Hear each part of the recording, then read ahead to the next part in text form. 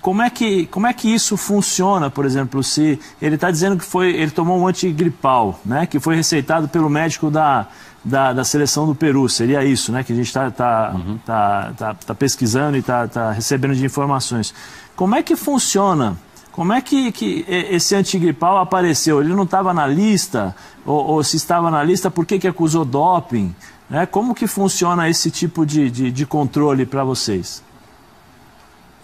Zé Elias, olha, com muita satisfação eu vou te responder. Quero que vocês entendam uma coisa. A lista de medicamentos que a gente oferece ao médico da equipe algumas horas antes de começar a partida, ele tem que colocar todos os medicamentos que ele, médico, administrou aos seus jogadores nas últimas 72 horas. Fora isso, a gente não tem esse tipo de controle. Agora, peço que as pessoas entendam definitivamente. Não significa se o médico colocou que pode usar. Nenhum médico coloca uma substância proibida na lista porque automaticamente é uma confissão de culpa. Ele não colocaria ali que ele deu alguma substância que fosse proibida. O que existe, Zé Elias, é uma outra situação. Muitas vezes ele pode solicitar uma autorização terapêutica, mas essa solicitação necessita, obviamente, de uma autorização.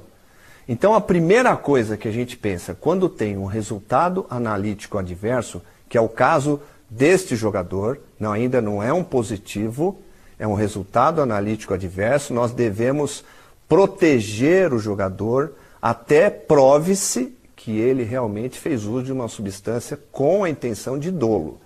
Mas se foi uma substância médica que foi administrada, ele vai ter a oportunidade de mostrar robustamente quando foi administrado e por quem.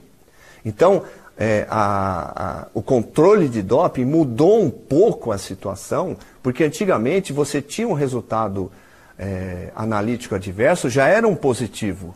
E isso não é mais verdade. Hoje a gente tem, neste caso específico, um resultado analítico adverso para um estimulante. E o jogador terá tempo suficiente, e é prazo de 5 dias que podem ser prorrogados, ele, sem o menor problema, o Comitê Disciplinar da FIFA vai dar toda a possibilidade para que ele pegue provas, que ele pegue documentos, que ele pegue depoimentos, para que ele mostre a origem dessa substância.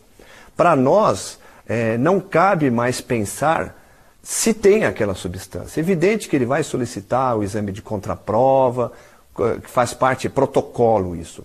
Mas para o Comitê Disciplinar da FIFA, para nós que trabalhamos nessa área de controle de doping, não há dúvidas que ali existe uma substância proibida. E agora passa o jogador, o seu staff, os seus advogados, enfim, eles agora têm que mostrar para a gente de onde veio.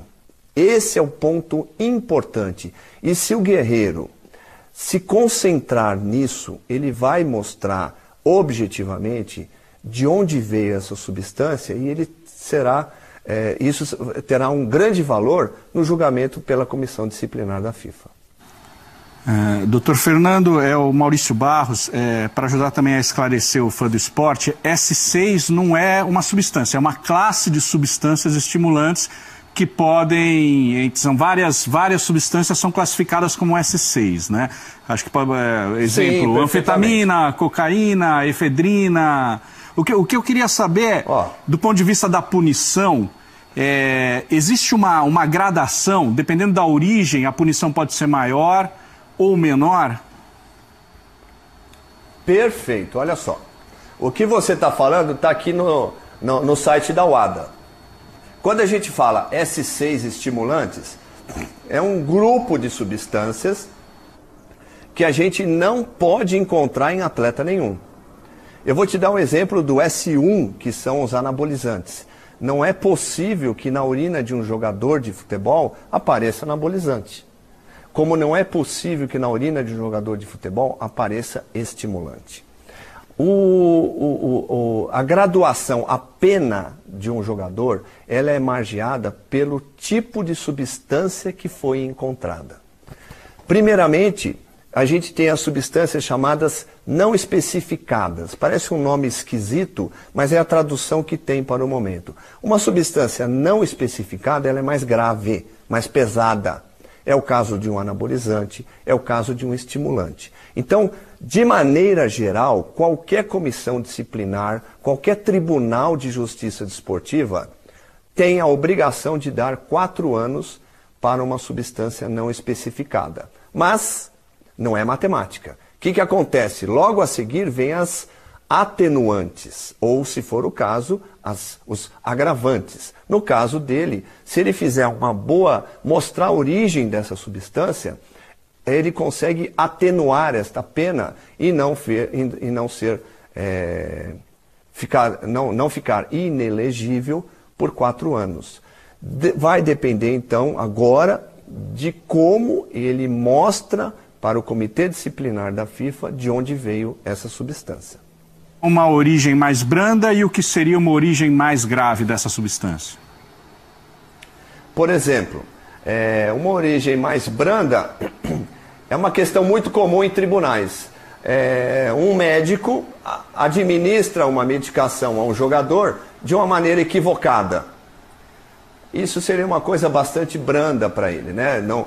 Ninguém pode imaginar que o jogador teve a intenção de ter uma melhor performance usando aquela substância.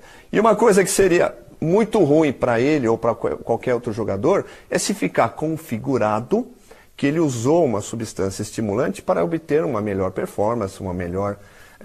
se ele estava doente, ele quis simplesmente ficar melhor. Isso, se ele estava doente ou se ele ainda estiver doente, ele tem que ter uma documentação médica disso. E eu tenho certeza que tem, porque ele faz parte de uma seleção e de um clube como o Flamengo. Os grupos de medicina que atuam nas diversas seleções, nas diversas equipes, têm um compromisso com a medicina. Então, qualquer medicamento que é administrado é anotado. As pessoas muitas vezes não fazem essa analogia, mas a medicina que é praticada dentro de um clube, dentro de uma seleção, é a mesma medicina que é praticada dentro de um consultório.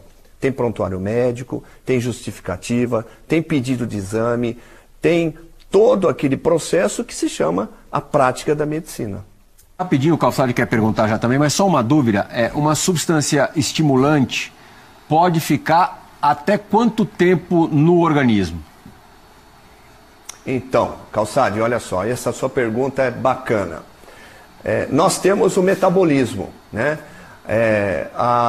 Uma substância estimulante no meu corpo ficaria algo em torno de 4 semanas. Uma substância estimulante no seu corpo, que é um outro metabolismo, um outro DNA, um outro CPF, Calçade, fica por um outro período de tempo. Então, não há como a gente ter segurança de falar: tome esse remédio que ele vai ficar só 3 dias. Isso não existe. Tome esse remédio que ele sai rapidamente. Porque quando a gente pega a bula de um remédio, está lá escrito: período de ação do remédio, 12 horas. O antibiótico, por exemplo, você toma de 12 em 12 horas, de 8 em 8 horas ou uma vez por dia. Mas aí é o período de ação, não é o período de excreção renal. Esse é o grande problema. A excreção renal, que é o que eu pego na urina do jogador, varia de cidadão para cidadão. Então a gente não tem a segurança, nenhuma segurança, de orientar um jogador ou orientar um lutador que quer usar um anabolizante, alguma coisa assim. Olha, você vai usar por 3 meses, a sua prova é daqui a 4 meses. Essa certeza